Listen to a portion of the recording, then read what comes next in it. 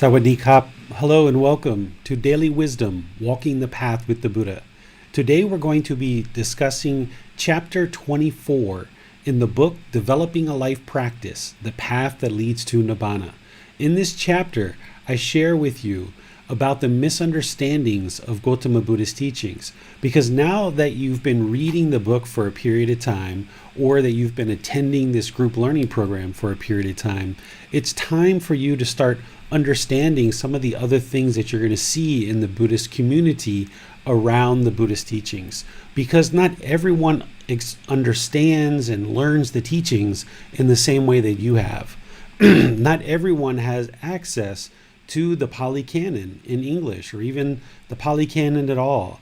Not everyone fully is on the path, even though they might be considering themselves Buddhist and considering themselves a Buddhist practitioner.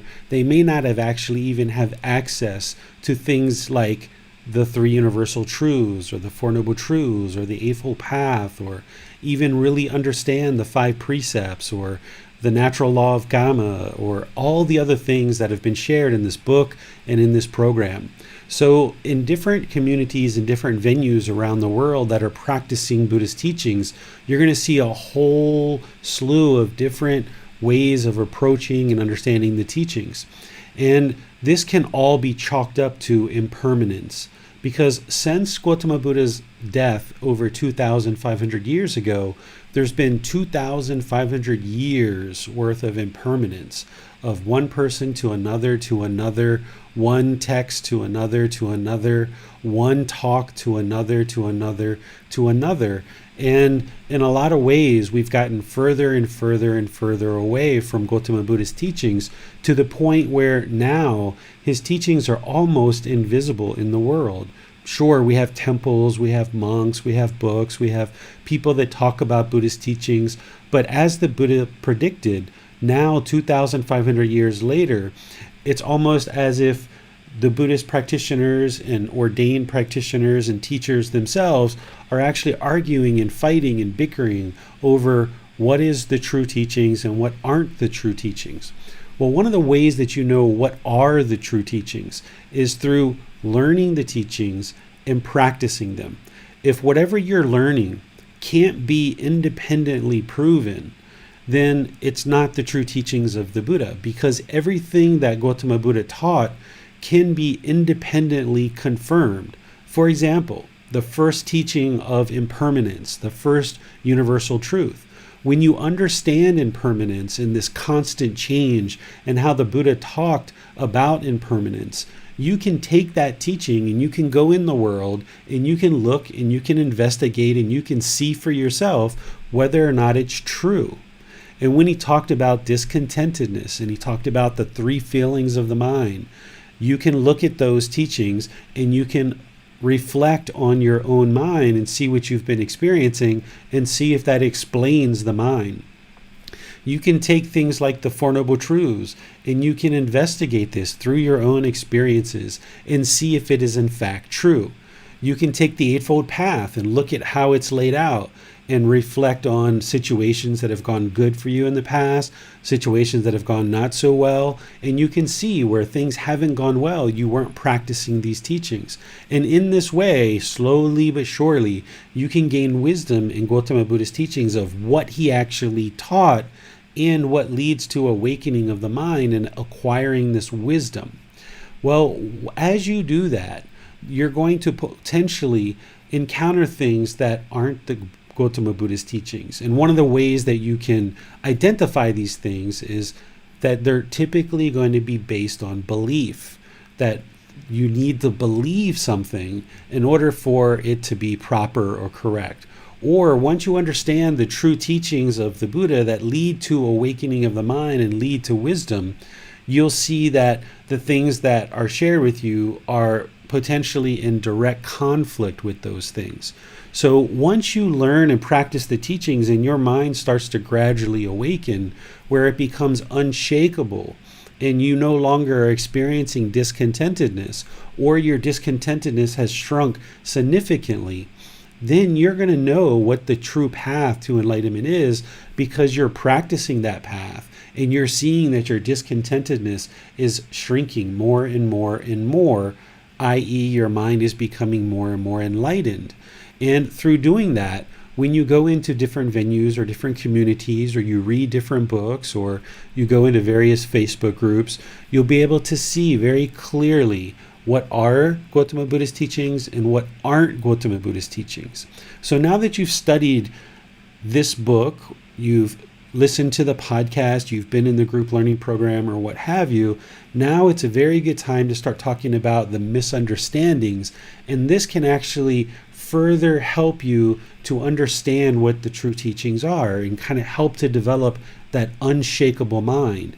And one of the reasons why the mind becomes so unshakable is because once you see the truth yourself, once you see it independently verified and you acquire this wisdom, there's no way that anybody can shake you off of that, because you're not believing it. You actually have seen it with your own eyes. So once you understand, for example, the Four Noble Truths, and you understand that you are indeed causing all of the discontentedness in the mind, and you see that very clearly, there's no one that can ever shake you off of that, because you see it for yourself.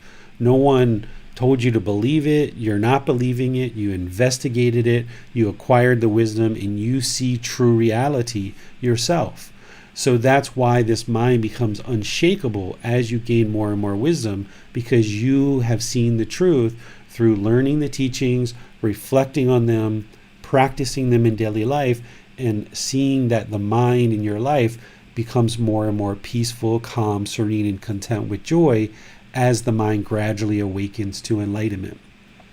So we're going to move into this chapter and discuss the various aspects that I share about the misunderstandings of Gotama Buddha's teachings.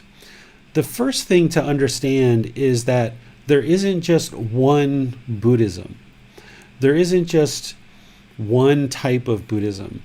Because of impermanence and because of all the various teachers and all the various books and all the various things that have been shared over the years, we actually have three major branches or three major traditions or three major schools of Buddhist teachings. And then there's various offshoots of these.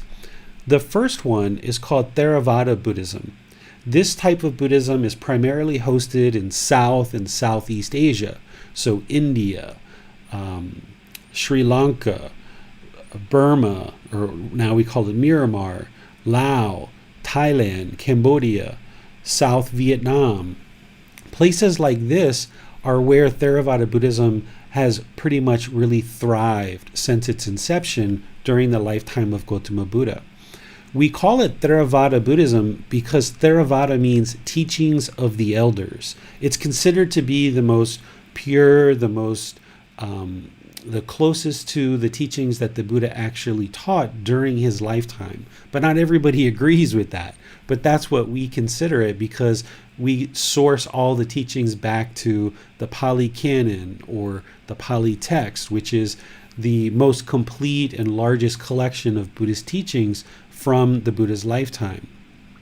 Some people refer to Theravada Buddhism in the old way. There used to be a way of referring to this school or this tradition or this branch of Buddhism called Hinayana. And this is really seen as a derogatory term, and you don't hear too many people referring to it that way these days. And I think the people who still use that word probably don't realize it's kind of meant in a derogatory way. So the way that the vast majority of the world refers to this school of Buddhism is Theravada Buddhism, or this tradition. And then there's Mahayana Buddhism. Mahayana Buddhism comes much later after Theravada Buddhism and spreads primarily to East Asia, like China, essentially. And this particular type of Buddhism starts to look at the Buddhist teachings in a very different way than Theravada Buddhism, or they also call this early Buddhism. They call Theravada Buddhism early Buddhism, because Mahayana Buddhism starts to kind of morph and change and adjust certain things. And some people refer to this as the greater vehicle. And then there's what's called Vajrayana Buddhism. This is primarily hosted in Tibet, Bhutan, Mongolia, and the Russian Republic of Kalmykia. This is the type of Buddhism that you see the Dalai Lama practice.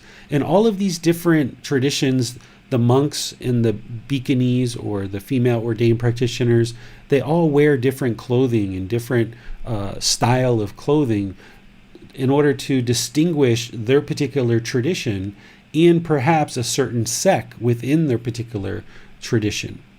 So the Dalai Lama is just one monk inside of the Vajrayana tradition. He's a very well-known monk, he's a very popular monk, but he is essentially just one monk inside the Vajrayana tradition.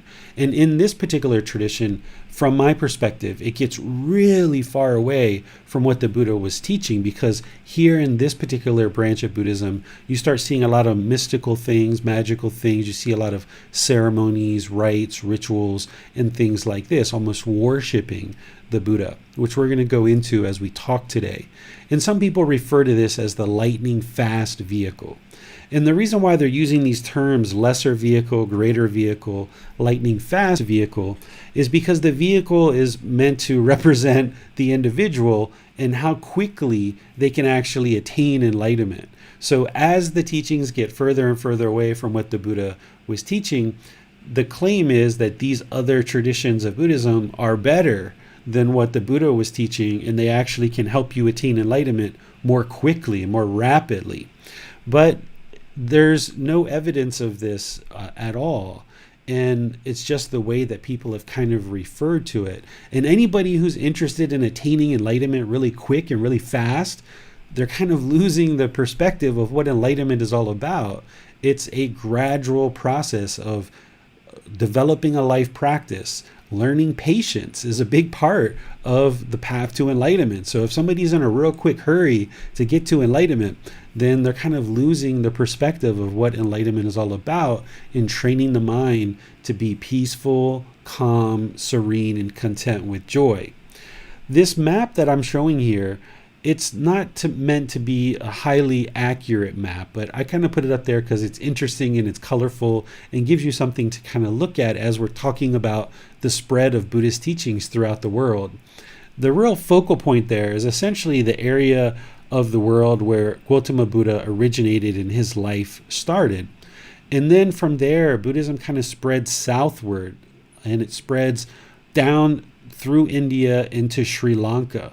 And then what we think happened is from Sri Lanka, it actually jumped over to Thailand.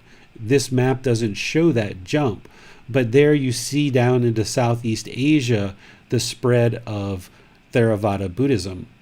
And this is that core tradition that is considered to be the most complete, most accurate to the time of the death of the Buddha.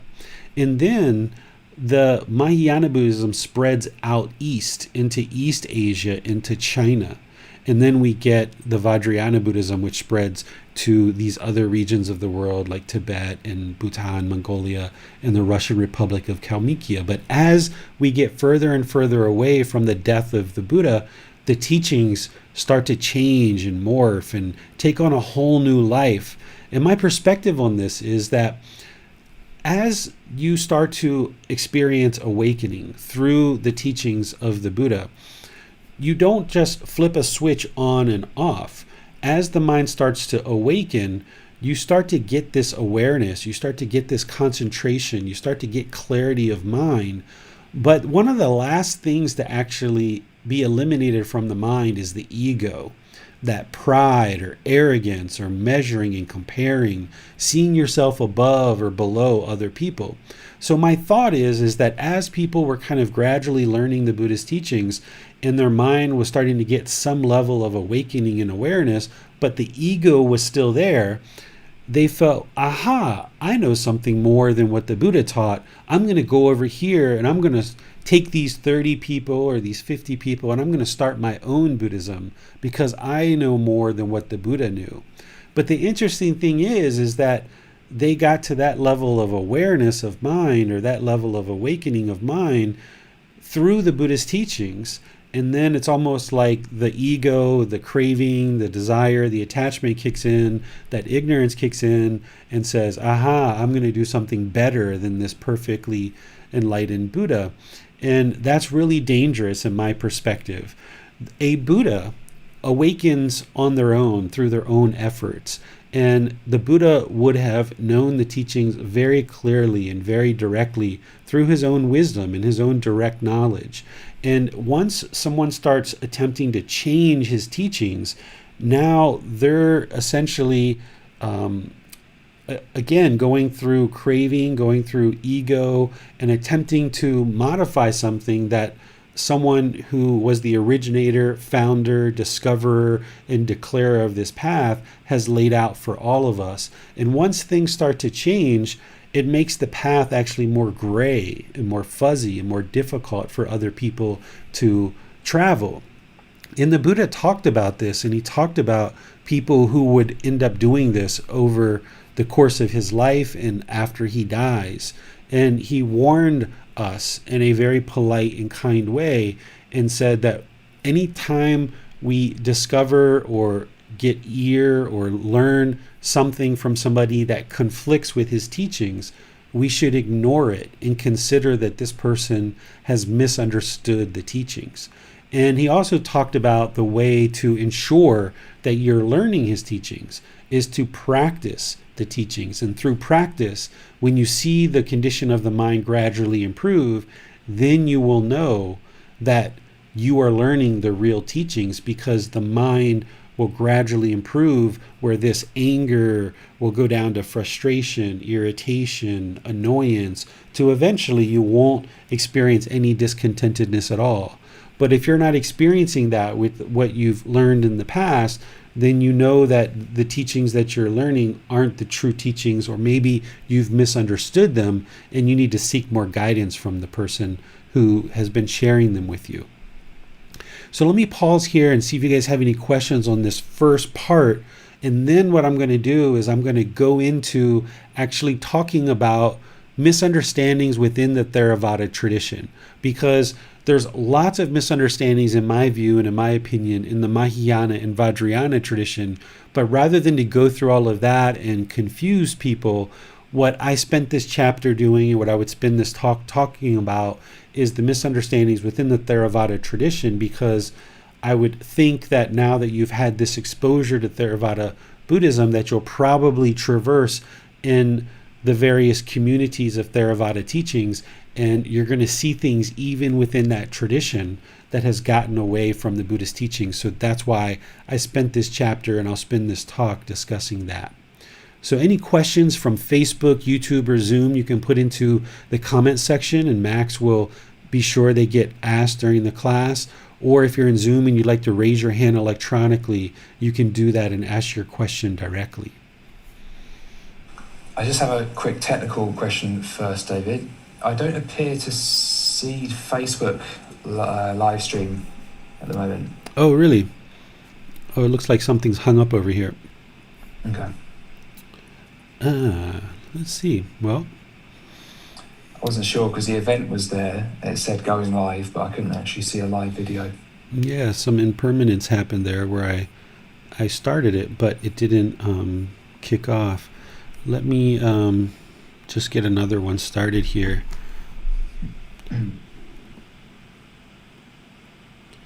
See if we can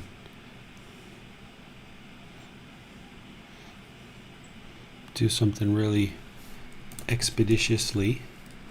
Chapter 24.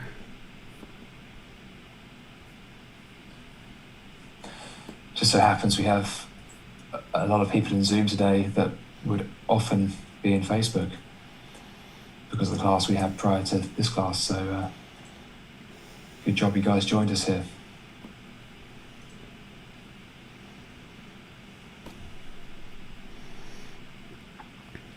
Okay. I just did something short and sweet just to kind of get it opened up. You should see it on there now, Max. Looks like it just got hung up with some impermanence. Right. Okay, should we go to a question? Sure. We have a question from Nick. Did these other schools of thought modify the teachings, or do you think it was more of their interpretations and how to explain it to their people for things to click in their mind? I don't think anybody, kind of consciously sat down and said, okay, we're going to drastically change the teachings. These kind of things, in my view, happen gradually over multiple generations, one conversation to another, to another, to another. It's inevitable, right? It's a universal truth that impermanence is going to happen. Even this language we're speaking, English, it's not the same language that it was 300 years ago, or even 30 years ago, or even 3 years ago. This language is always constantly changing. So these different, pretty much from the time of the death of the Buddha, different people kind of went off in their own directions and kind of formed their own schools, because the Buddha didn't leave any one particular person kind of in charge of, all right, you're going to be my successor. And he just kind of left things be. And because of this, different people and different groups and different, 100 monks here and, 30 monks here, they kind of went off pretty much right at the time of his death and started to do their own thing. And then those things splintered more and more and more and more. And this gradually just occurred over time. And then at some point, there were people who sat down and said, okay, we're going to make what we consider to be a new take on what the Buddha was teaching. And you'll see different canons, so to speak. With Theravada Buddhism, we refer to the Pali Canon as being the original source of the Buddhist teachings. In the Mahayana tradition, they have their own canon, which involves part of the Pali Canon, or most of it, I think, but there's also some other things as well. And then I'm not even sure what they use in the Vajrayana tradition, but these things start to take on a lot of the local culture and local customs of the various regions that Buddhism travels into, and it just kind of all gets merged together and it gets named a new thing. And it just happens gradually over multiple generations. Do you think, David, these other traditions are also potentially useful means for awakening? I don't know, because I haven't learned or practiced any of these other traditions. What I see is Theravada practitioners and monks, and I know people that are enlightened in this tradition, and you can very clearly see these are the Buddhist teachings in the Pali Canon. These people are teaching that, they're practicing that, and you can see the results in the condition of their mind. I've even had experiences where I've talked to people who said that over the last 17 years of their life, they've talked to, hundreds of teachers within the Theravada tradition. And they asked the teacher the same exact question, and all of these teachers essentially gave the same exact answer, meaning that even though all these teachers haven't met each other, they're coming from a similar source. And I see Theravada Buddhist practitioners experiencing enlightenment. What I see in the Mahayana tradition is those folks will typically learn and study to a certain degree, but then they will eventually reach out to the Theravada tradition because there's certain things that they feel like they're missing in their tradition. So they don't have a kind of a complete set of teachings. So it's common to see Mahayana monks and practitioners of the Mahayana tradition come into Theravada tradition or school and try to supplement what it is that they feel like they're missing in their tradition. And same thing with the Vajrayana tradition. So I can't speak to whether they're actually producing enlightened beings or not, because I really don't know very many people in the Mahayana tradition or Vajrayana tradition. I haven't really looked at it.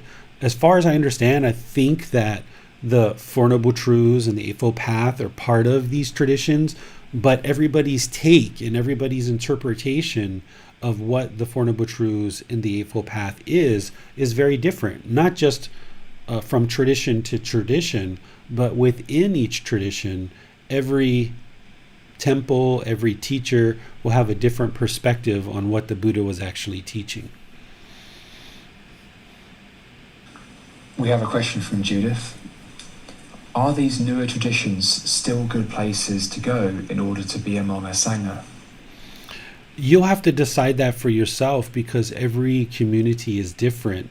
And it really depends on what you're interested in learning and what you're interested in being exposed to. And you can try. I've been around Mahayana temples. I've actually never even been in one. I've been around Vajrayana temples, but I've never actually been in one.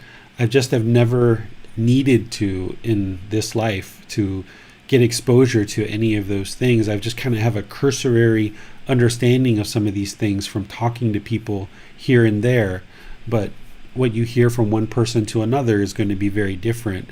Some of the temples here in Thailand, even though it's a Theravada temple, they will incorporate certain things from the Mahayana tradition or the Vajrayana tradition. And I can see very clearly that this isn't of the Theravada tradition. But I've never interacted with a Mahayana community or a Vajrayana community to know if that would be beneficial for you or not. And each individual community is different. So if you're interested and you're curious, you can always try and see what it's like. Thank you, David. We have no more questions at this time. All right. So let's get into some of the individual misunderstandings that you'll see. Most of this is focused on the Theravada tradition, because as you make your way through the various meditation centers, retreat centers, temples, various books or Dhamma talks and things like this, you may get exposure to some of these things. So let's just discuss one thing at a time. And I've got some pictures here like I used in the book in order to help you understand what I'm talking about. The first one is called, in Thai, we call it Gotama, or you can refer to this in English as pouring water ceremony. Essentially, the belief here is that after people have made offerings, typically household practitioners are making offerings to the ordained practitioners, all the household practitioners will go and get these little urns of water, and they will pour the urns of water into this little bowl as the monks are chanting. And the belief is that whatever merit that you produced by making offerings to the ordained practitioners, by you pouring this water while the monks are chanting, you are now transferring that merit to your relatives who have passed away. So if you've got mothers, fathers, aunts, uncles, grandparents that have passed away, this is a belief that you can produce some kind of good, wholesome actions here now in this life, and then as you pour this water, it's transferring that good merit to them. This is not the Buddhist teachings whatsoever, because the Buddha taught that we are the owners, heirs of our karma. Whether we do things that are wholesome or we do things that are unwholesome, it's only us who are inheriting the benefits of that. We can't transfer karma from one person to the next. And from my experience, this is a way of kind of saying like, all right, well, I don't need to practice the teachings too much this life, because once I die, my relatives are going to do a bunch of good things for me, and then they're going to transfer their merit to me. Well, that's not how any of this works whatsoever. And this is a belief that you will see amongst many Theravada communities. This is one of the most common things that you'll see. And then what they will typically do is once they pour this water in this little urn, is they will go outside and kind of dump it on a tree or some plant. And what you might hear from them is they'll say that the plant absorbs the water, it goes through the plant, and then the water particles go out through the leaves, and this goes up to heaven and to the angels. Right? This is all belief. This is all superstition. This is all ceremony, rites, and rituals, things that Gotama Buddha never taught. He taught that we need to learn and practice the teachings, that anything we do, either wholesome or unwholesome, we inherit that result or that consequence. So we can't transfer things to other people. Otherwise, Max could go out and do some harm to somebody. Let's just say he murdered somebody. Well, then I could go do a whole bunch of good things, and then I could pour this water and transfer it to Max, and he would get out of jail.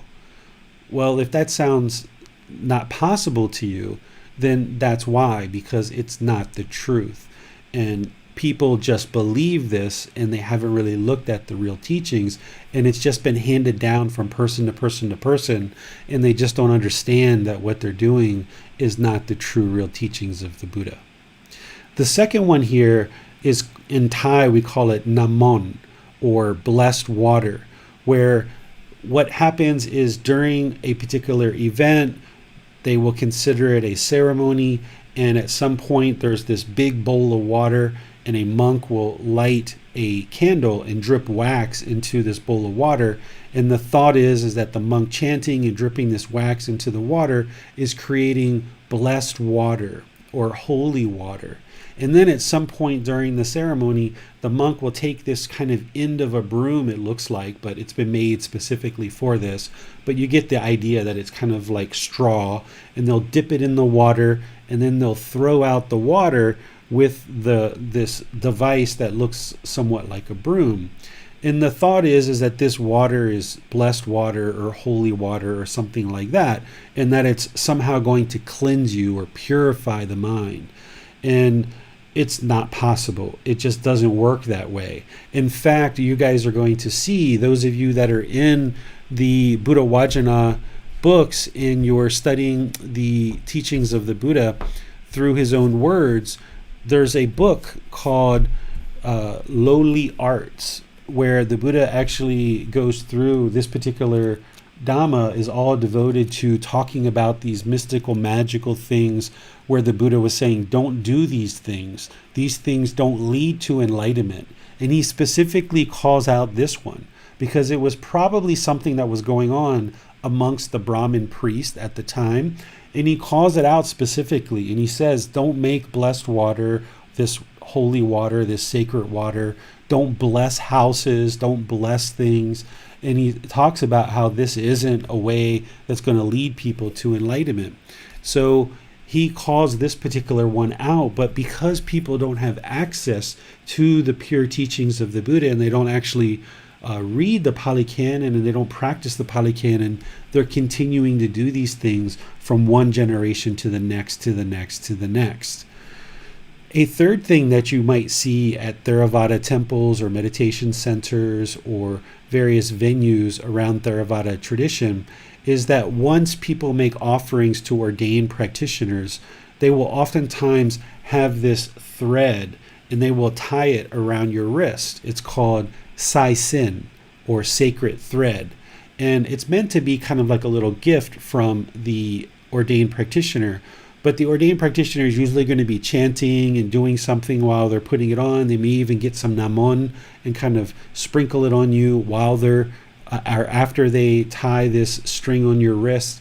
And the idea is that this sacred thread has some kind of special power that if you wear it and continue to wear it, that it will help you in your life, right, for while you're wearing it. But again, this is all belief. This isn't based on any teachings of the Buddha. There's no way to pour water, sprinkle water, or tie something on your wrist that's going to change the condition of the mind. It's only through learning, independently verifying the teachings, through practice of the teachings, that the mind is going to be trained to gradually experience more and more of an enlightened mind through acquiring wisdom. There is no wisdom here that is being shared from one person to the other in order to train the mind. In fact, in my view, these things are actually quite dangerous because it leads the individuals who are participating in these things to think that this is in fact the Buddhist teachings and that somehow these things are going to be beneficial for the individual, when in fact it's really part of wrong view. They're not practicing right view if they believe that these rites, rituals, or ceremonies are actually somehow beneficial to them. So it can actually take a practitioner in the wrong direction of the path to enlightenment. Are there any questions on any of these three? I have a question, David. So, on one hand, it seems pretty clear that a lot of these rites and rituals here are just not doing anything like what they're being purported to do. There's no magical powers going on here. So it's not going to help want to attain enlightenment. But on the other hand, it seems that in certain areas of Buddha's teachings, and in that the book you just showed us, Lowly Arts, which we'll get to in the Pali Canon study group, it seems that the Buddha is saying it's more that they're just not relevant to the practice of training the mind. And maybe there is some thing that's happening to the water when you bless it, for example. I'm curious to hear your thoughts on which of those it is, or whether it's a bit of both, or whether it even applies to, or whether it's different to different rites and rituals. There's nothing here that is part of the path to enlightenment. Because remember, the Buddha said very clearly in the Four Noble Truths, the way leading to the complete elimination of discontentedness is the Eightfold Path, right? The Eightfold Path are those 8 steps that the mind goes through in terms of training the mind. And that primary first step is right view, and establishing an understanding of right view through understanding the Four Noble Truths, and then progressing through training of the mind of this Eightfold Path. None of these things are part of that Eightfold Path.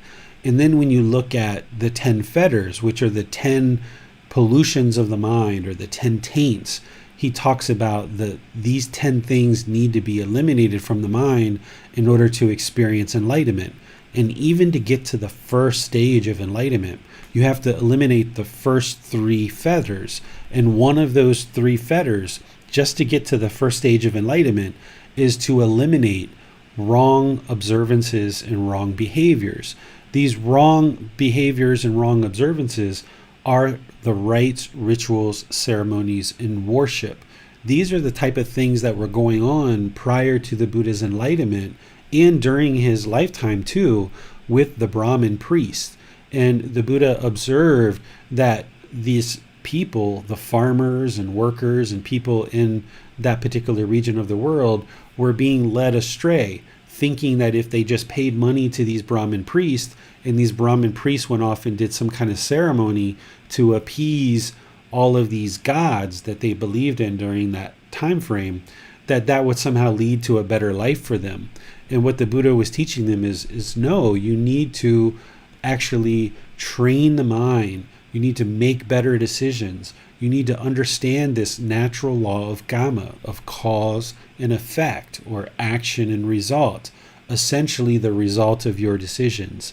And by learning about these things and awakening the mind to understand this, then the mind comes to realize that none of these mystical, magical rites, rituals, ceremonies are actually doing anything to improve the condition of the mind and condition of your life. Because the condition of your life is based on your decisions that you make. You can't go out and talk harshly and aggressively and disparage people and have arguments and fight with people, and then do some kind of ceremony and get some water sprinkled on you, and all of that is going to disappear. Because when you go back around those same people, they're going to remember how aggressive and harsh and rude and disrespectful you were, and they're going to treat you the same way. So these kind of rites, rituals, ceremonies, mystical, magical things, they don't actually change the condition of your mind, and they don't change the condition of your life, because you haven't made any decisions to improve your wisdom, your moral conduct, and your mental discipline. All you've done is poured some water, or water was sprinkled on you, or you had something tied on your wrist. Whether you tie a piece of string from a monk or you tie a piece of plastic from a 3-year-old child, it's the same thing. There's no difference in that. And you can see that very clearly if you look at what's really transpiring here. So it's superstition, essentially. It's superstition. And these things were mostly part of things that other people were already practicing before they brought the Buddhist teachings in. So some of these things were being practiced during the lifetime of the Buddha by other people, and the Buddha saw them and observed them and kind of cautioned people and taught people that these things don't lead to enlightenment. But other things were being practiced by other indigenous traditions, and then when Buddhist teachings came in, they didn't just get rid of everything that they were doing before, they just kind of merged it all together, and it just became very fuzzy and very gray. So this isn't an attempt at actively going against what the Buddha taught or actively thinking that this is better than what the Buddha taught. It's just that as the teachings came in, people were already doing other things and believing in other things, and they just didn't penetrate into the Buddhist teachings and investigate them deep enough because they didn't have access to the teachings to be able to investigate them deep enough, and they just retained and held on to the things that they were already doing. This is the mind holding on, the core problem that the Buddha discovered: craving, desire, attachment. If you've had generations of not just prior to monks coming in, this tying of bracelets, it was done by various shaman and your aunts and uncles and moms and dads and grandparents, all these people tying things not just on wrists, but if you come to Thailand, they will tie them on trees, they will tie them in lots of different places. And this was going on long before the Buddhist teachings came along. So once the Buddhist teachings come along, and these same people who grew up with these traditions and these beliefs then start becoming monks, they didn't just get rid of everything that they had learned before because they didn't get this clean transmission of Buddhist teachings.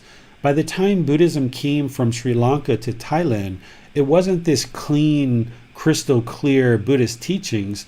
It was already kind of affected by impermanence over many generations by the time it actually got to Thailand. So you've got this kind of tainted Buddhist teachings merging with these indigenous folk traditions and superstition. And now what you've got in some communities is you've got this just mix, this hodgepodge of different things. And it's only when you interact with the pure teachings of the Buddha that once you get on this path and you understand it and you train in it, that you see the condition of your mind improving and you realize those things that you might have been doing in the past had no connection to what it took for you to attain enlightenment whatsoever. Okay, thank you, David. We have no more questions at the moment. Sure. So let's go to the next set of things that I was planning to talk about, which is the fourth one here is about ordained practitioners of bhikkhus and bhikkhunis. If you interact with people of the ordained path, what you're going to notice is what I've taught you is to be polite, kind, friendly, and respectful to all people. Don't put yourself above people, but also don't put yourself below people. Well, what you're going to see if you end up interacting with ordained practitioners is if you why them or you show respect to them, they're not going to most likely why you back. I've only had very few ordained practitioners ever why me back and show respect back in the same way. And I asked them, why. I've asked many people why they don't do this. And the response that I get by all of them is what they've been taught is that they follow 227 precepts. And people in the household practitioners, household life, we follow essentially 5 or 8 or 10 precepts, depending on what we end up deciding.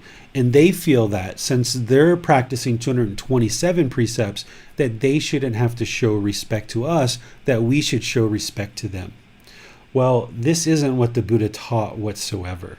It's not the Buddha's teachings. The Buddha taught to be respectful, kind, polite to all beings.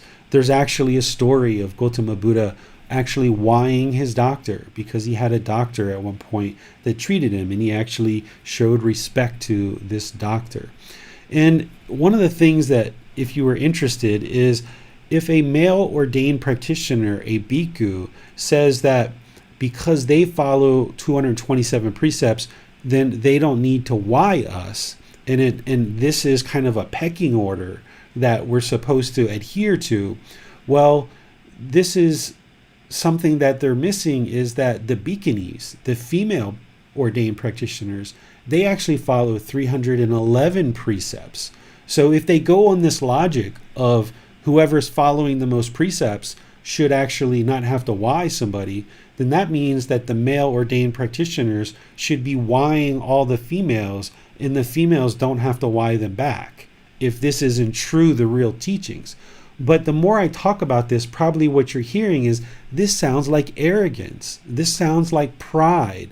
This sounds like putting yourself above somebody, right? Or below somebody. And by this being a practice within the ordained tradition, then this is inhibiting a lot of ordained practitioners from attaining enlightenment, because in their mind, if they think that they're above household practitioners and they are to be respected so much higher, and they don't have to respect the household practitioners, then their mind still has ego. It still has conceit. It still has this pride and this arrogance. Therefore, they're not going to get to enlightenment. So I share this in the book for you to understand that if you're around ordained practitioners, they're not going to why you. But I'm also sharing this for ordained practitioners so that they can understand that they need to let go of this practice of not showing respect to household practitioners. Because it's the household practitioners that go out and they work hard, and they save their money, and they collect resources, and they give those resources to the ordained practitioners in order to live their life.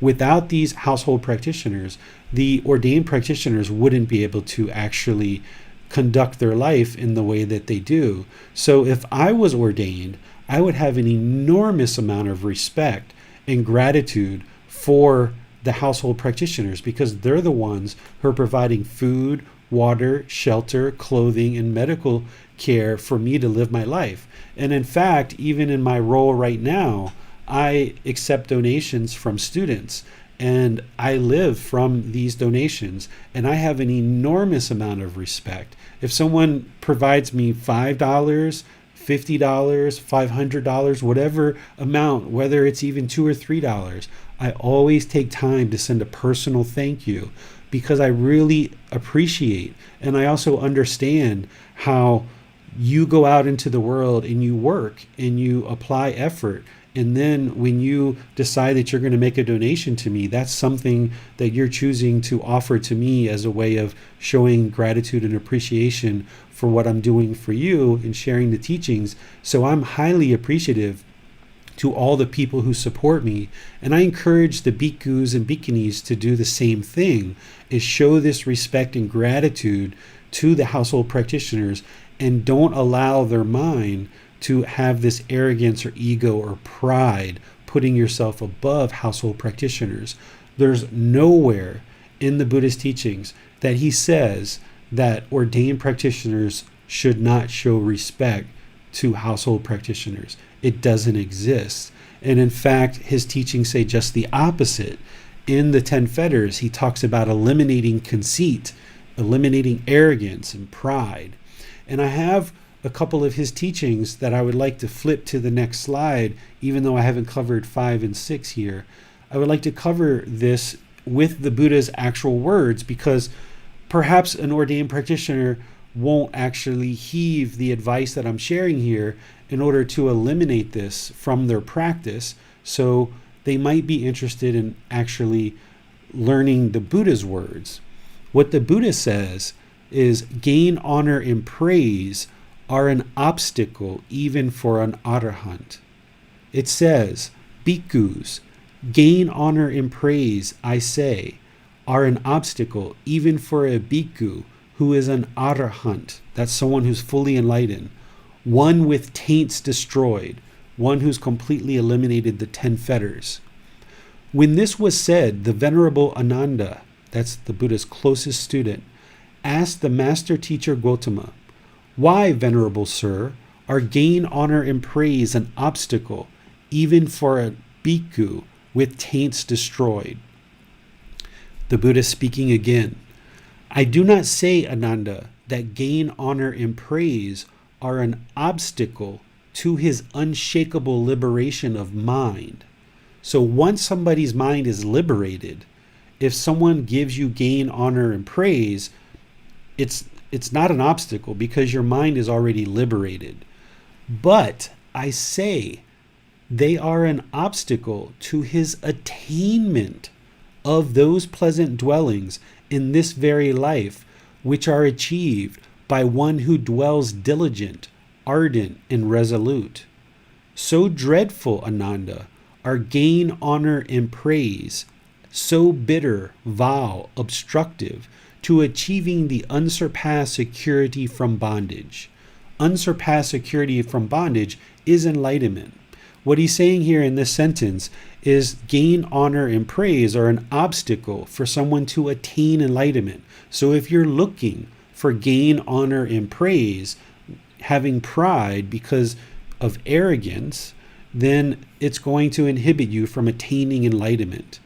And then the last one, he goes on and he says, therefore, Ananda, you should train yourselves thus. We will abandon the arisen gain, honor, praise, and we will not let it arise. And we will not let the arisen gain, honor, and praise persist, obsessing our mind. Thus should you train yourselves. So what he's saying here is abandon any interest in having gain, honor, and praise. And if any gain, honor, and praise is arisen in your mind, you know you're not yet enlightened. And what he's saying is let it go. Do not allow it to obsess your mind. And this is how you should train yourself. So if a ordained practitioner is waiting for household practitioners to why them or show respect, and they don't show respect back, essentially it's this gain, honor, and praise that is obsessing their mind rather than practicing this loving kindness and compassion and seeing all beings as equal. The way to enlightenment, one aspect of the path is seeing all beings as equal, not putting yourself above or below others. There's another teaching here that I share in the book as well from the Buddha. It's titled, "This spiritual life is not lived for the sake of deceiving people." Bhikkhus, this spiritual life is not lived for the sake of deceiving people and cajoling them, nor for the benefit of gain, honor, and praise, nor for the benefit of winning in debates, nor with the thought, let the people know me thus. But rather, this spiritual life is lived for the sake of restraint, abandoning, dispassion, and cessation. So what he's sharing here is this spiritual life isn't lived for deceiving people, for making people think that you're so wonderful, you're so great, look at me, look how wonderful I am. Cajoling someone is to kind of coax somebody or try to convince them to do something through constantly kind of persuading them to do it. And he says, nor is it for the gain, honor, and praise, for this pride or winning in debates, kind of winning arguments. Because once you learn the Buddhist teachings and you have this deep wisdom, you can pretty much prove any situation and help everyone see the truth and wisdom. But if you come at it with arrogance, where you just want to win an argument or win a debate with the thought of let people know how great I am, let the people know me thus, then the mind is having this arrogance and pride. And what he says at the end is he says this spiritual life is for restraint, holding back, for abandoning and dispassion, giving things up, right? Letting things go, and for cessation, which is the elimination of discontentedness. That's what this life is about. So as you're around ordained practitioners, you should respect them. You should have politeness, kindness, and friendliness towards ordained practitioners, because that's your practice. Your practice shouldn't be based on what other people do. So if you show respect and gratitude to somebody and they choose not to respect you back, that's their practice. So when I'm around ordained practitioners, I still am very polite, kind, friendly, and respectful. And if they choose not to be that way back with me, then that's their choice and that's their practice. I don't judge them for it. I don't look up to them. I don't look down to them. If they respect me and show respect, my mind is unaffected. If they don't show respect, my mind is unaffected. I'm going to be the same way whether they choose to respect and acknowledge my respect or not. My respect isn't contingent upon what other people do. I'm going to be polite, kind, friendly, and respectful in all situations because it's the right thing to do. And I would encourage ordained practitioners to do the same, and I would encourage all of you to do the same as well. But just be aware that that's what you'll probably encounter. I've had a few situations where ordained practitioners do why me. And when you see that, I just know, like, okay, these people understand the teachings very well because they're comfortable to show respect and gratitude to all people. You also see household practitioners, when they're around ordained practitioners, get down on their knees and they will actually bow to ordained practitioners, putting themselves oftentimes below ordained practitioners. This can also be dangerous for the mind, not only putting yourself above people, but putting yourself below people. One of the things that I observe is that oftentimes when people put themselves below someone, they become very nervous and uncalm. Their mind starts to be unpeaceful and kind of shaky, right? Because they look up to somebody so highly. Or the other thing that can happen is if you put yourself below the monks and you just think, okay, it's the monks that need to learn and practice the teachings. I'm just very low, uneducated. I don't know what I'm doing here. I'm just going to let them learn and practice and get to enlightenment, supporting the monks. I'm not really going to put in much effort in this life to actually learn and practice the teachings to attain enlightenment. There's some people who think that way.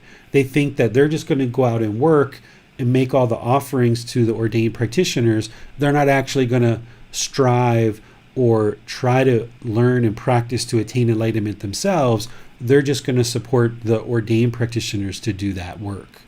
But the way that this should all be working is that everybody should be working towards enlightenment, not just the ordained practitioners. So if the mind is constantly putting ordained practitioners above you, you're choosing to put them above you, then you may have a tendency to be complacent and not actually learn and practice the teachings. So it's important for all parties, household practitioners and ordained practitioners, that we all just mutually respect each other and that we see each other all as equals, being polite, kind, friendly, and respectful to all beings, no matter whether they're ordained or unordained. The fifth thing here that I covered in this chapter is chanting or mantras. We cover this quite a bit on Wednesdays, so you've already heard me share that chanting and mantras don't have any special magical or mystical powers. There's some people that believe that if you chant certain chants, either a certain frequency or a certain tone or a certain number of times in a given day, that there'll be instant benefits. That if you just repeat these phrases over and over and over again, you're going to instantly get to enlightenment after 10 years of chanting this over and over. Or it's going to give you an extra long life, or you're going to get rid of all your health problems, or you're going to find that special love that you needed, or you're going to instantly get rid of all this unwholesome karma and generate wholesome karma just by chanting something, right? This is not part of Gotama Buddha's teachings. He didn't teach this. He taught to learn, reflect on the teachings, and practice the teachings so that you can train the condition of the mind to improve and become better and better, making wiser and wiser decisions in your life and improving the condition of your mind in your life. I've talked about what chanting is and how it can actually benefit you, but it's all based on the Eightfold Path. Things like helping you to ease the mind into meditation and ease out of meditation, helping you to become aware of the breath as you ease into meditation, helping you with memorization and concentration, clarity of mind, and things like this.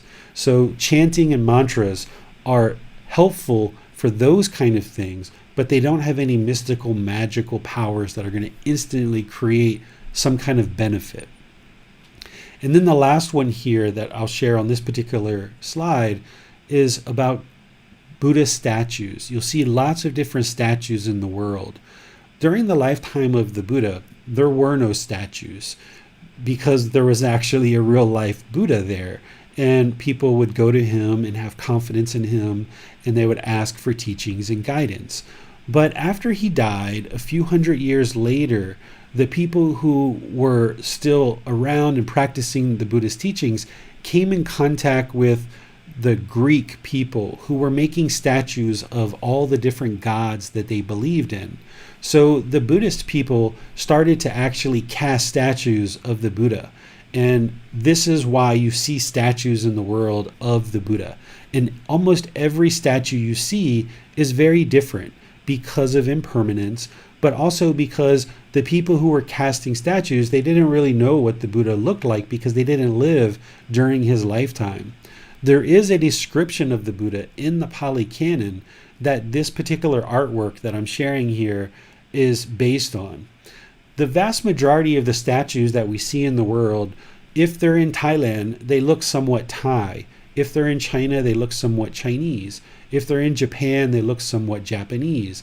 And this is each individual culture trying to cast statues to make the Buddha appear as if he's from their culture because of craving, desire, attachment, wanting the Buddha to look like them.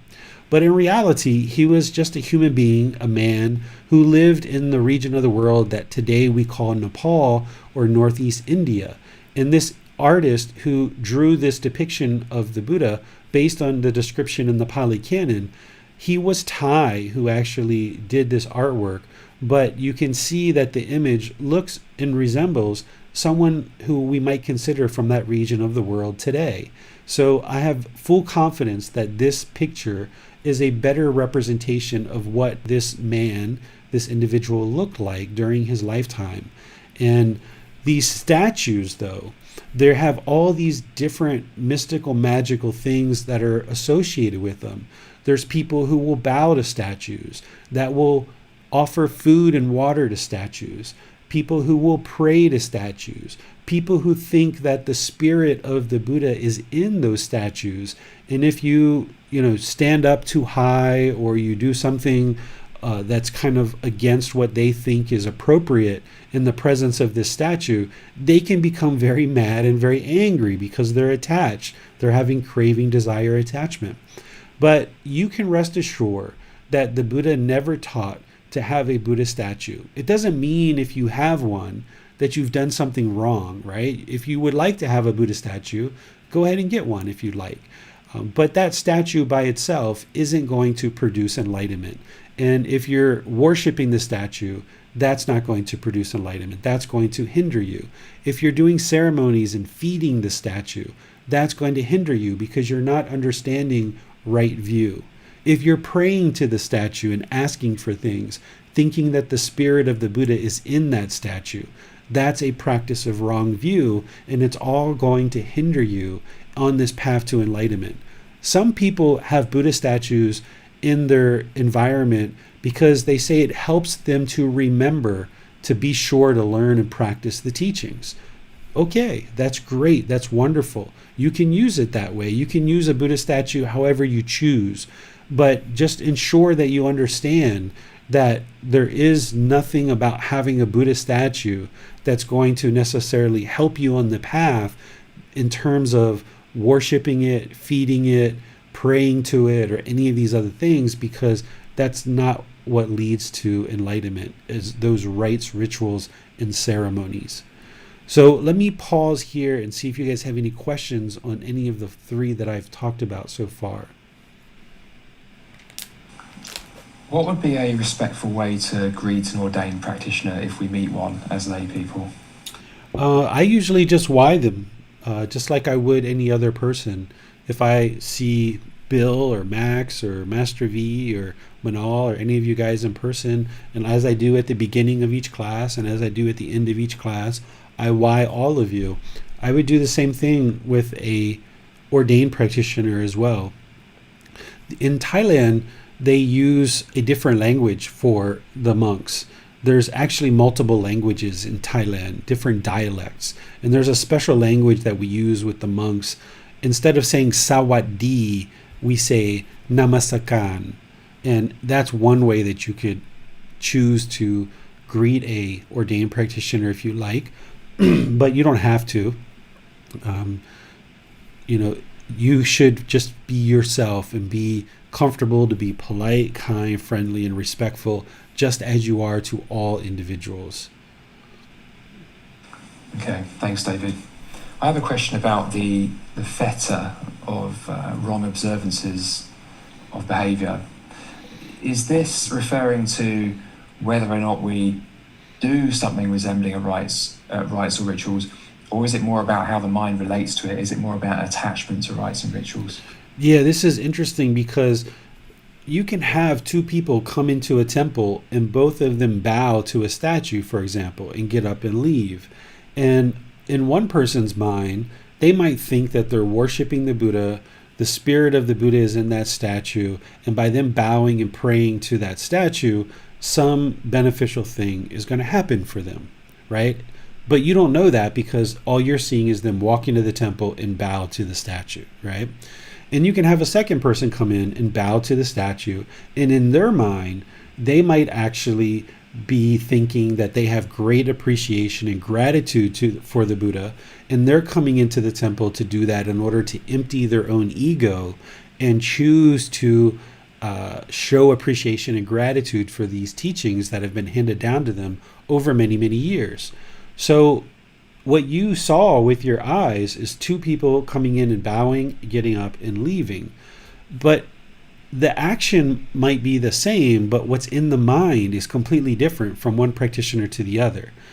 You don't have any need or any interest to necessarily determine what one person is doing versus another. What those people are doing for their practice is their practice. What's important is your practice, that you understand what you're doing in this practice, and that if you choose to bow to a statue, that you're not doing it for some beneficial result of prayer or spirit or worship or something like that. If other people choose to bow to statues for any particular reason, that's up to them. That's their choice. That's their practice, and everybody might do that for different reasons. But what I encourage you to do is that if you do it, that you ensure that you know why you're doing it, and that you do it in connection with some aspect of the teachings that you know is the path to enlightenment. So what it comes down to is how your mind relates to something and how your mind understands something. So if two people came in and bowed to a statue, it doesn't mean that that's wrong. It doesn't mean that that behavior is wrong and they're not going to get to enlightenment. It's all about what the mind thinks and what the mind experiences and how the mind looks at things. And for the one person who thinks the spirit of the Buddha is in there and they're praying to the Buddha, and that's all they have to do is come into a temple, bow every day, and that's it. And then they go outside, they speak harsh to people, they steal, they lie, and all these other things. This person's never going to get to enlightenment because they have wrong view. They think all they need to do is bow to the spirit and pray to the spirit, which doesn't exist. And this person's going to go out there and still make unwholesome decisions and still have unwholesome results because they're lying, they're stealing, they're doing other harmful things in the world. This other person who comes in and still bows, but in their mind, they're all about practicing the teachings, ensuring that they're not stealing, ensuring that they're not lying, ensuring that they are polite, kind, friendly, and respectful to all beings. So there's no part of this practice where we should be judging other people and what they do or what they don't do. It's all about your practice.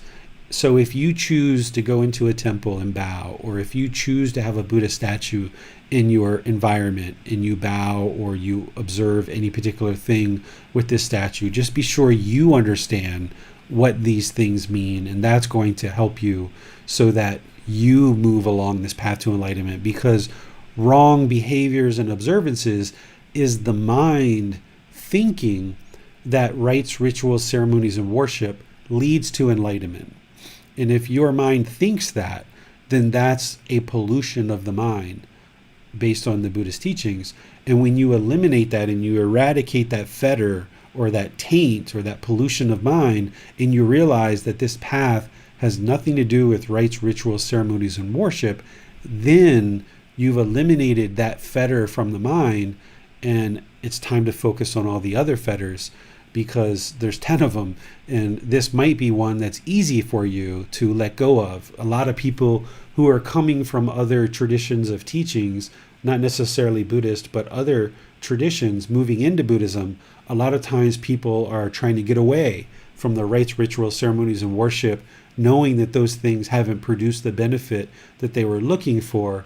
And oftentimes people are attracted to Buddhism because they understand that the Buddha didn't teach rites, rituals, ceremonies, and worship. But if you got exposure to Mahayana Buddhism or Vajrayana Buddhism, there are rites, rituals, ceremonies there that might lead you to believe that that is part of the Buddhist teachings. And even in Theravada Buddhism, as we were talking previously, there's people who do rites, rituals, ceremonies, and worship that might lead you to believe that that's part of the Buddhist teachings, but I'm sharing that it's not. Okay, thank you, David. We have a question from Alan. Are Buddhist relics a thing in Thailand? For example, bones or ashes of monks revered like saints? Yes, relics are really big in Thailand. A lot of people hold on to these things. There's some temples here that say that they actually have bone fragments of the Buddha, or a tooth of the Buddha, or one of his close students. And I've been to temples like that have those kind of things. And people feel and people believe that having these things in their possession or at the temple create some kind of powerful experience there for people who enter into that temple.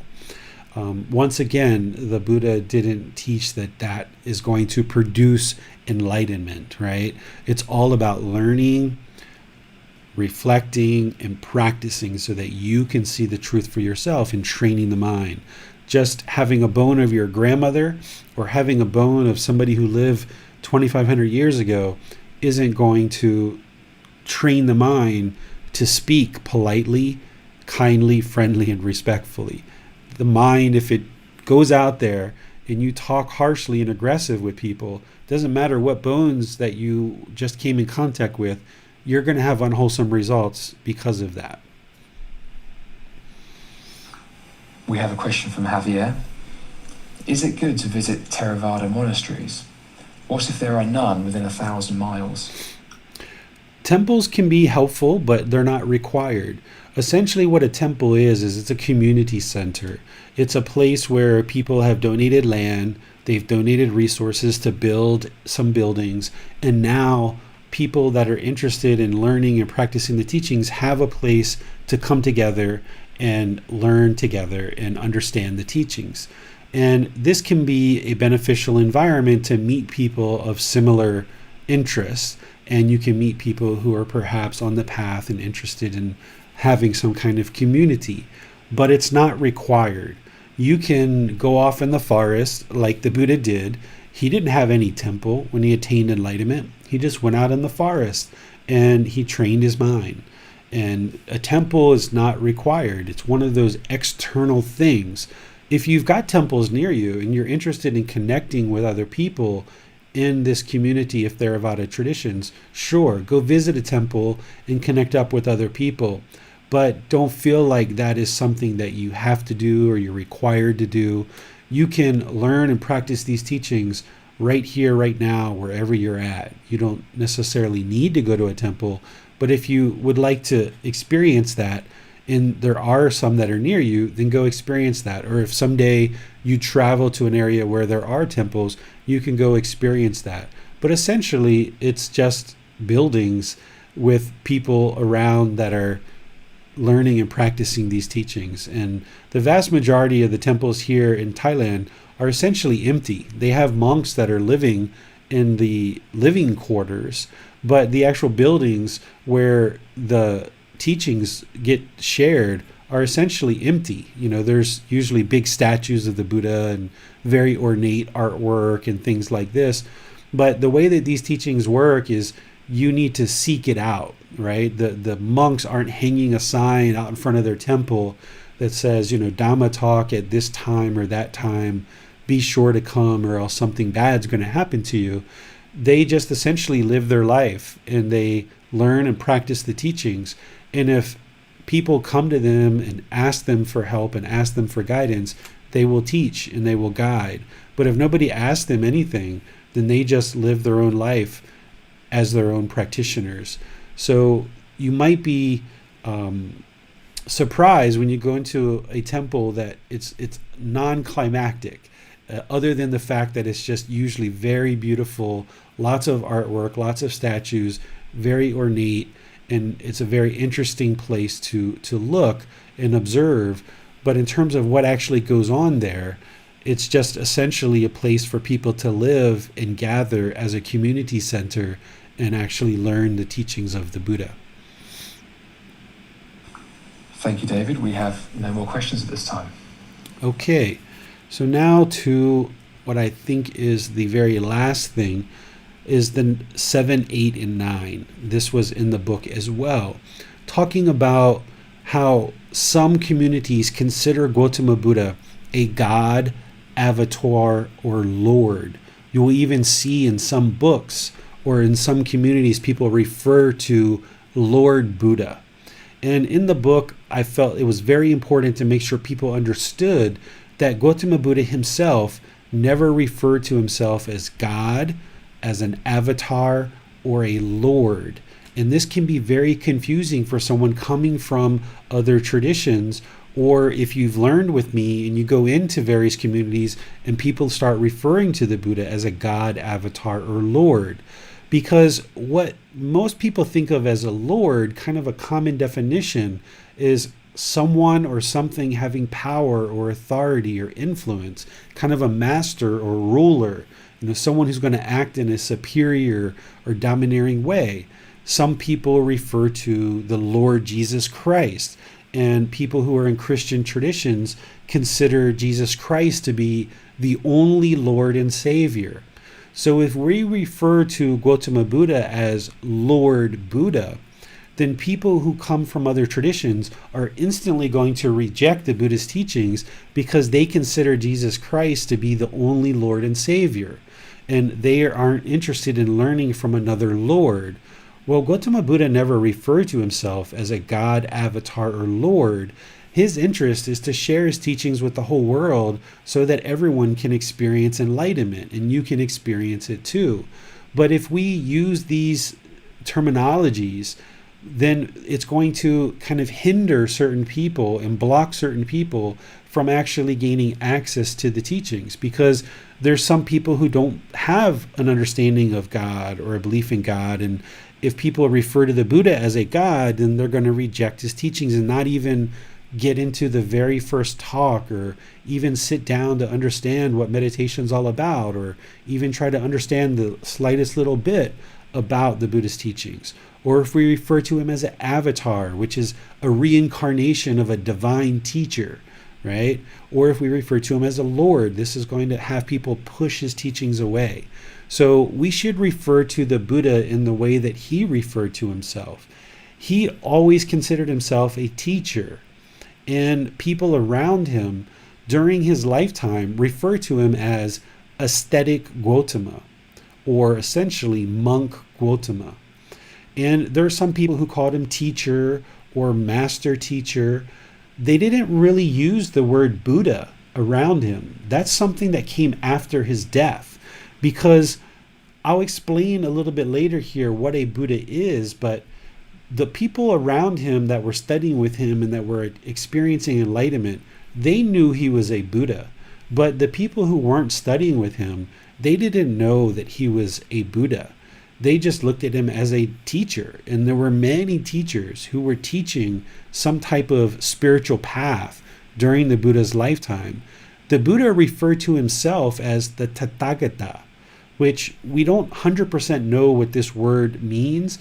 And I put some various options in the book of what it could mean. But when he referred to himself as the Tathagata. And this is essentially a way of not referring to me or my or I. And he didn't refer to himself as a Buddha or a Lord or a God. So we shouldn't either. We should just look at him as a teacher or a master teacher. And if you would like to refer to him as the Buddha or Gotama Buddha, sure, you're welcome to do that. But if we start veering into referring to him as a God, avatar, or Lord, we're just inhibiting other people from actually gaining access to these teachings because they're going to reject those things on face value. And I understand why, because that's not what the Buddha is. He's not a God, avatar, or Lord. You'll also hear people that will say things like, may the Buddha bless you, or may the triple gem bless you, or may the triple jewel bless you. Or people will even refer to that water that I talked about from the monks being sprinkled as a blessing. Well, the Buddha never taught anything related to a blessing. What a blessing is typically defined as is God's favor and protection, a prayer asking for God's favor or protection. So the Buddha never taught this as part of his teachings. There's nothing that anybody can say or do in this life that's going to give you a blessing. Sprinkling water on you, praying around you, touching the top of your head. If you walk out in front of a car, you're still going to die, right? There's nothing that's going to protect you other than your own decisions, your own learning, your own practice, your own wisdom. Making good, wholesome decisions in this life is what's going to protect you. So when we talk about going to the Buddha, his teachings, and the community for protection or refuge, what we're talking about is through learning and practicing these teachings, you're going to have more and more wisdom to make better and better decisions in your life. And those better decisions are what's going to protect you, not any kind of blessing. So if you hear people say this, may the triple gem bless you, may the Buddha bless you, may the triple jewel bless you, they're just not understanding that blessings aren't part of the Buddha's teachings.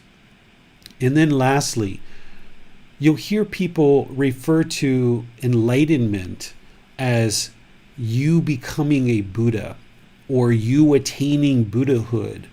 Or someone might say to you that you have Buddha nature. You won't hear this in the Theravada tradition. This is mainly from other traditions, that they will say, you are all Buddhas. You all have Buddha nature. Once you learn and practice these teachings, you will attain Buddhahood.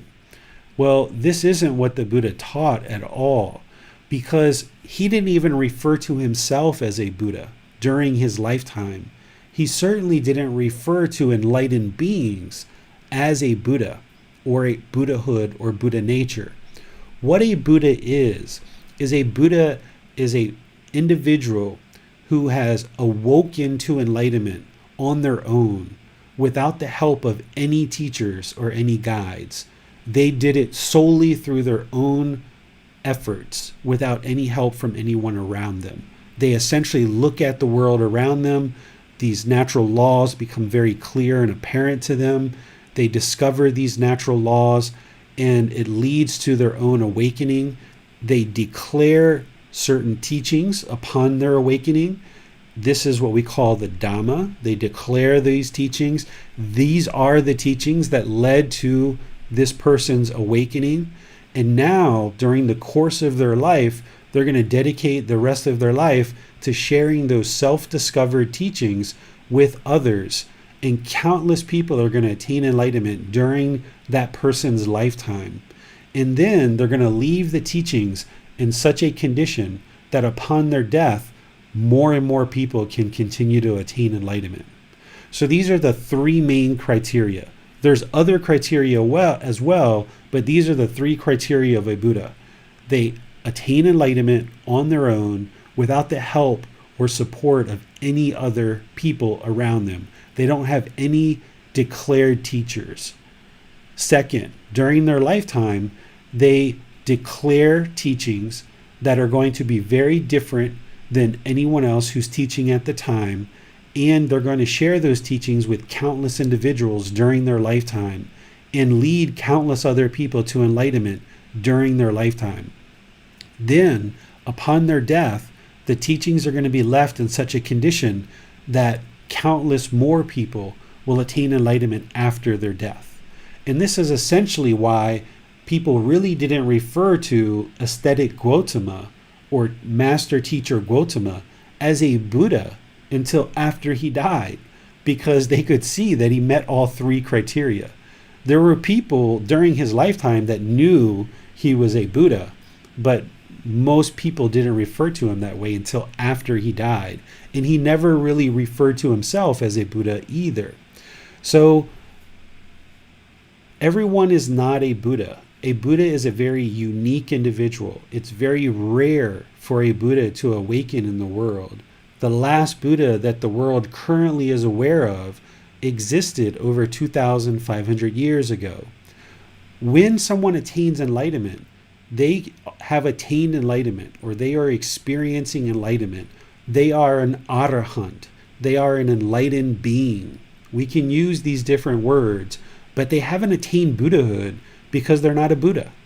And they don't have Buddha nature because they're not a Buddha. A Buddha has such deep, profound wisdom because of their self-awakening and not having any teachers whatsoever. They have such deep wisdom that their teachings are far beyond what any other being would be able to teach. And a Buddha is going to dedicate the rest of their life to sharing the teachings, and countless individuals are going to attain enlightenment. So this individual that we refer to as Gotama Buddha, he struggled for many, many, many, many lifetimes to attain enlightenment. And then he attained enlightenment and dedicated 45 years of the remaining part of his life to sharing these teachings into the world, developing the ordained path, sharing this with household practitioners. More and more and more people attained enlightenment during his lifetime, and he left the teachings in such a way that 2,500 years later, we're still talking about him, and people are still attaining enlightenment after his death. No matter what you do from this point forward in your life, whether you attain enlightenment or you don't, your accomplishments in this area of sharing the teachings into the world are never going to match what an actual Buddha would be able to accomplish because of their profound wisdom. You may choose to go on and be a teacher and help others. You may choose to share this with your family and friends or something like that. And you may help others along the path in one way or another. But what a Buddha is able to accomplish because of their profound wisdom is far beyond what any other human being would be able to accomplish. So if anybody calls themselves a Buddha, or if anyone says they have attained Buddhahood or they have Buddha nature, this is essentially putting themselves on the same level as somebody like Gotama Buddha. And in order to do that, there has to be ego there. And if there's ego, then the person can't be enlightened. And if they're not enlightened, they couldn't be a Buddha. So it's important that as you traverse the Buddhist communities and you hear people referring to themselves as a Buddha, or they might ask you, have you attained Buddhahood, or do you have Buddha nature, or these kind of things, that you understand that it's just them misunderstanding the teachings, and it's these various offshoots of traditions of various people that have come up with these things. And if people are trying to put themselves on the same level as a Buddha, they're not even enlightened yet because there's still ego and arrogance there. We should have respect, gratitude, and appreciation for all that Gotama Buddha did during his life in order to share these teachings into the world. And one of the best ways to respect a teacher is to learn and practice his teachings to attain enlightenment, not to try to put yourself on the same level, referring to yourself as a Buddha or having attained Buddhahood or that you have Buddha nature. So I would encourage you to pursue this path and progress on this path to attain enlightenment, to become an enlightened being, to become an arahant. And having done that, your life in your mind is going to be so peaceful, so content, and so joyful that You won't care whether anyone refers to you as a Buddha or an enlightened being. You won't even care if anyone even knows you're enlightened or not. You'll just enjoy the experience and benefit of having worked over many years to learn and progress and train the mind to this point of enlightenment, that you'll just be pleased with your own development. And at that point, you shouldn't even have any desire for anyone to even know that you're necessarily enlightened, that you will just progress in your life as you have with this peaceful, calm, serene, content mind with joy, but you won't be a Buddha. So that's the end of what I had to share with you guys today, but I would like to see if there's any questions on these last few that I talked about. Are we aware of any Buddhas existing prior to Gotama Buddha? There's teachings in the Pali Canon where the Buddha is talking about previous Buddhas, and there's people that share that there were previous Buddhas, but there's also teachings in the Pali Canon, and we just studied them in that first book of Dhamma Trails, where the Buddha says that he was the originator, the discoverer, the declarer of this path to enlightenment. And he says it was unarisen, undeclared before him. And that's very clear when he says that. So there's a bit of this conflict, right? So as much of a big collection of teachings that we have in the Pali Canon, there's this one conflict that I've seen in the Pali Canon. And the reality is that we don't truly know 100%. People can say there were Buddhas before him, and they may be right or they may be wrong. And people can say that the Buddha was the only Buddha, Gotama Buddha. They may be right and they may be wrong. It doesn't change the fact that right now you're living in this human existence. You are unenlightened. You are in the cycle of rebirth. You need to learn and practice the teachings to attain enlightenment. How many Buddhas there were in the past, it honestly doesn't really matter. For me, I like to think that Gotama Buddha was the only Buddha, because I only look at things that I see evidence of. And if there were Buddhas before Gotama Buddha, I would expect that there would be teachings from those other Buddhas still in the world that we can point to and we can say, aha, this is the first Buddha's teachings, this is the second Buddha's teachings, this is the third, this is the fourth, this is the fifth, and then here's where Gotama Buddha came in and he taught what he taught, right? And we should be able to see those very clearly. But because I don't have any evidence in front of me that shows where these teachings are and any of the teachings of these other Buddhas, since I can't see it with my own eyes with direct knowledge, I say that those Buddhas didn't exist. And I do have teachings from Gotama Buddha in my hand that I can read, I can learn, I can practice, I can see it improving the condition of the mind, I can see this path very clearly, which tells me that I know this person lived for sure. So I tend to only say that there was only one Buddha, Gotama Buddha. But in reality, whether I'm right or wrong, it doesn't really matter, because what's important is that each person, each being, learn and practice the teachings to attain enlightenment now in this life. That's what's really important. Okay, thank you, David. We have a question from IA. Can you please clarify who Shakyamuni Buddha is? Thank you. So there's different names that people give to what I'm referring to as Gotama Buddha. This prince who started out with the name Siddhartha Gautama ultimately becomes known by many different names. And people call him ascetic Gautama, monk Gautama, teacher Gautama, master teacher Gautama, recluse Gautama, Gotama Buddha, and there's different spellings of Gotama Buddha. And Sakayama Buddha is one of those names that people give to this same individual. Because of impermanence, there's not just one way to refer to him. So you'll hear all these different names and ways of referring to him. But what they're referring to is this individual who shared these teachings of how to awaken the mind on this path to enlightenment. Okay. I wasn't sure whether to read this question, but I think actually it's probably a good one.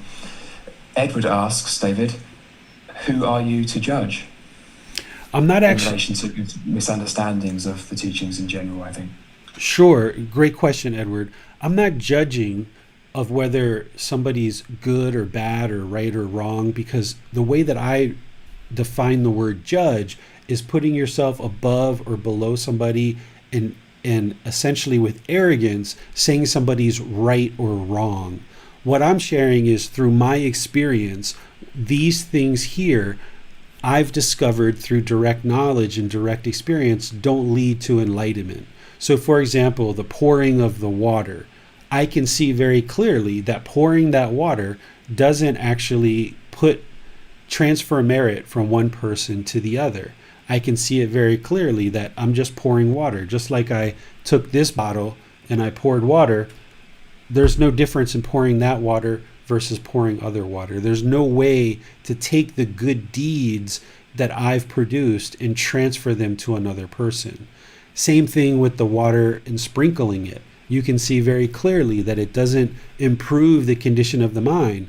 Otherwise, all you would need to do is go see a monk and sprinkle this water, and you could go every day and get this water sprinkled on you, and your life would get better, and the condition of your mind would get better. But that doesn't happen. And same thing with tying the string, and we could go through all these different things that we're talking about. I'm not judging these things. What I'm sharing is from my experience and looking at this objectively, I can see that these things don't improve the condition of the mind or the condition of life. And I'm providing guidance if somebody chooses to learn, that they can learn and observe these same truths that I'm sharing with you. So there's no judgment here. And I talk extensively, Edward, throughout the various talks that I've given of helping people to not judge and helping people understand that that's not beneficial. And one of the reasons why I know these things that I'm sharing with you is because at one time in my life, I did these things, right? I did pour water many hundreds of times. I did receive the sprinkling of the water from monks many hundreds of times. I've even been in ceremonies where I've held the bowl while the monk was sprinkling it. And I've actually been in situations where I sprinkled the water as well. Monks asked me to do it in the couple of lay ceremonies that I was doing. All of these things I've participated in. So I'm not judging and saying people who do these things are bad or wrong. What I'm doing is sharing teachings to help people see that if they are doing these things, that they can look at them objectively and see that they're not going to lead to an improved condition of mind and improved condition of their life. And for the students that have been studying with me over many, many months and years, they've learned things that are completely opposite of these. So once the students learn what the Buddha actually taught, and they have been learning that over many months, if they go into an environment where these things are going on, I'm kind of preemptively helping them understand that when they enter into environments of Theravada Buddhist teachings and temples, and they see these things going on, to understand where they've come from a historical perspective, and that way they can know what is the clear path to enlightenment. So out of compassion for all beings, with loving kindness and compassion for all beings, I share these things as a way to help people see what is the true, real path of what leads to enlightenment. We have a question from Nick. Is it possible Shiva, Krishna, Jesus, Prophet Muhammad, etc. were Buddhas? They left teachings. I don't know about all those people that you talked about, but in order to be a Buddha, the person would need to have awakened to enlightenment on their own. They would have need to have helped countless people attain enlightenment during their lifetime, and then leave teachings that lead to the awakening of other beings after their lifetime. I don't know that any of those people that you just mentioned would say that we could say that those things happen. And there's other criteria for a Buddha as well. In terms of Jesus Christ, one of the things that we know about a Buddha is a Buddha has awakened, they're enlightened, and they're no longer going to be reborn ever again. They're never coming back. They're never going to be reborn ever again. With Jesus Christ, he said, I will come again, right? A lot of people think that Jesus Christ didn't teach rebirth, and maybe what we have as Jesus Christ teachings today show that he didn't teach rebirth. But we know he said, I will come again. This is rebirth, right? So with Jesus saying that he's going to be reborn, with Jesus getting mad at the tax collectors and tipping over the tables at the church or the synagogue or wherever he was and showing anger, we know that he wasn't fully enlightened, because if he was fully enlightened, he wouldn't be coming back and he wouldn't have gotten angry at those tax collectors, right? So I can say that, at least in the case of Jesus, that he's not a Buddha. I don't know much about Prophet Muhammad, but I don't think Prophet Muhammad was leading people to enlightenment during his life and leaving teachings to help more people attain enlightenment after their life.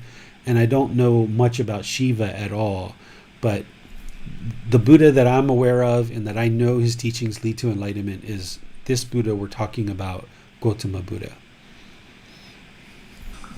We have a question from Manal.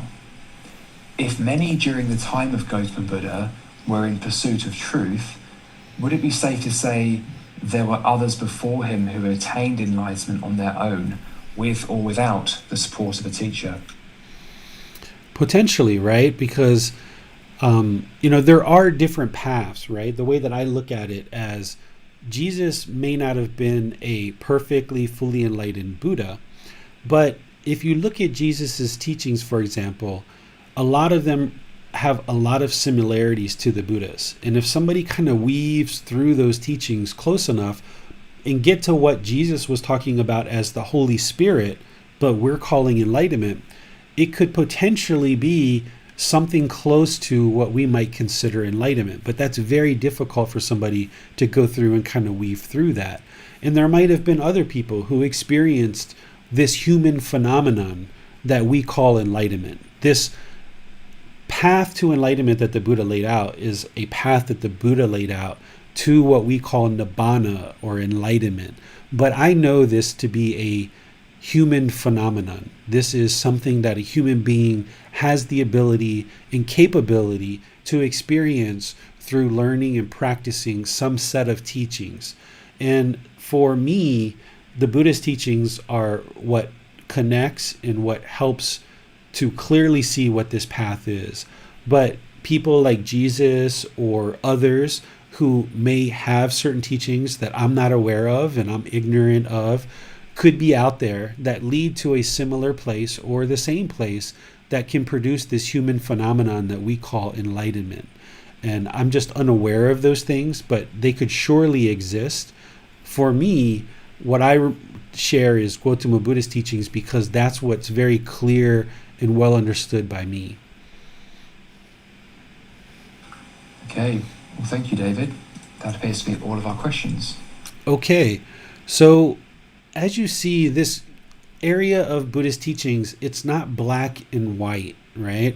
A lot of times in various communities, we might think that the Buddhist teachings are black and white, but because of impermanence, there's various takes, various interpretations, and various approaches to all of this within Buddhist communities here in Thailand and outside of Thailand. What's important for you is that you learn and practice the teachings to see the truth for yourself. If a teacher's teachings are explaining things to you in a way that you can clearly, independently observe for yourself, then you know that's the truth and you know that's wisdom. So anything that I share in the book, anything that I share in any of the talks, anything that I share as I'm teaching, you should be able to take these things, independently practice them, and see whether or not they're true or false, and whether or not it's leading the mind to a better and better condition. And if it is, then you know that you're learning the truth because it's helping you to acquire wisdom and the condition of the mind is improving. If what I'm sharing with you isn't, then you should talk to me and get clarification and make sure there's not something that you're misunderstanding. And then from there, you should be able to get more and more clarity on the teachings that would lead to enlightenment. But whether you learn with me or you learn with some other teacher, you should be able to independently see the truth for yourself. The path to enlightenment doesn't include superstition. It doesn't include mystical, magical things. It doesn't include belief. There is no belief in the Buddhist teachings. There's never a time that you will look at the Buddhist teachings where he says, just believe me, just believe me, just believe what I say here. He says just the opposite all the way throughout his teachings, is he talks about investigating his teachings, interrogating his teachings, looking at his teachings to acquire direct knowledge. He talks about diving into his teachings essentially and really understanding them, because that's how you're going to gain this wisdom in order to awaken the mind. And not every community understands that, but what I'm sharing here with you are some of the misunderstandings, because when you dive into these things, you can't independently prove that pouring that water is going to transfer the good, wholesome deeds to another person. That can't be proven. And the only way for that to be true is if there's superstition, magical, mystical beliefs, and belief doesn't lead to enlightenment. The only way for this water to be sprinkled on you and to have any kind of benefit is if you believe it. There has to be some kind of superstition or mystical, magical powers there. And that's not what Gotama Buddha taught. And all these other things that I'm sharing are what rely on beliefs or superstitions or mystical, magical things. So you should be able to independently see the truth for yourself in any teacher's teachings. And as you learn and practice those, it should lead to wisdom. And that wisdom should lead to an improved condition of the mind, where the mind goes from this anger to frustration to irritation to annoyance to eventually these same things start happening and continue to happen, and you feel peaceful. There's no arising of unwholesome mental states, that the mind can reside peaceful, calm, serene, and content with joy permanently. That's what enlightenment is. So thank you guys for participating in today's class. I appreciate all your questions. Thank you, Max, for moderating. We have a class coming up on Wednesday, which is about Buddhist chanting, but we're actually going to be learning and practicing meditation first, and then we're going to go into developing our Buddhist chanting practice based on how it can improve the condition of the mind, not the magical, mystical things that these teachings sometimes dive into. Then we're going to get into Saturday, which is the Pali Canon and English study group, where we're going to be in the book Sotapanna. We're going to be studying the first 27 chapters. So if you've got the Buddha Vajana books or you've downloaded it from our Facebook group, then you can read the first 27 chapters of that book, which will take you about an hour, right? It sounds like a lot, 27 chapters, but some of those chapters you can read in 30 seconds to a minute because they're just very short. It's a very small book. So on Saturday, we're going to be diving into that. And Sotapanna is the first stage of enlightenment called stream entry. So it's all about that. And then next Sunday, we're going to be into the frequently asked questions section of this book, Developing a Life Practice, The Path That Leads to Nibbana. We're almost at the end of this group learning program, so we're coming to the close of this book, getting down to the frequently asked questions section. And then starting on February 3rd, we're going to be restarting this program, but we're actually putting in some new classes. The group learning program starts on a Wednesday, February 3rd, which is a day for meditation. We're going to start off our group learning program this time with a meditation session. And then the very first talk is going to be part 1 of a 3-part series. We're going to dive into the Eightfold Path over 3 individual sessions. So the first session is going to be on right view and right intention. We're only going to take time to cover those two steps only, and we're going to spend the whole class period discussing those. Then the second part, which is the subsequent Sunday, we're going to be going into the moral conduct of the Eightfold Path, which is right speech, right action, and right livelihood. And we're only going to talk about those three steps in detail. Then we're going to talk about the third part, which is the third session, which is going to be the mental discipline of right effort, right mindfulness, and right concentration, really diving into that. Because in our previous talks, we would spend one talk talking about the entire Eightfold Path. But now I'm going to break it down in individual components over 3 sessions so that we can explore and investigate all the various aspects of this path within 3 different class sessions.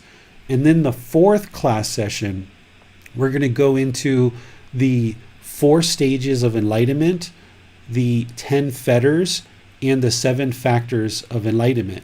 Normally that's covered as part of chapter 3, but we're going to take just one class and make sure that you very clearly understand each of the 4 stages of enlightenment, each of the 10 fetters, what they are, and how to eliminate them from the mind. And we're going to talk about the 7 factors of enlightenment. So those are going to be the first 4 classes, which I've taught this in other classes, but I haven't taught it in this way where we're going to spend a lot of time making sure we fully explore each one of these. So you can see this schedule in the Facebook group or on the registration form where you can register for the group learning program, where these first 4 sessions are going to be different than what we've taught in the past. Once we're done with those, then we're going to pick up on chapter 1, 2, 3, 4, 5 and continue through the group learning program like we've done previously. But we're going to kind of insert these 4 special classes prior to starting with chapter 1. So I'll look forward to seeing you on either Wednesday, Saturday, or Sunday. Until then, take care and have a wonderful rest of your day.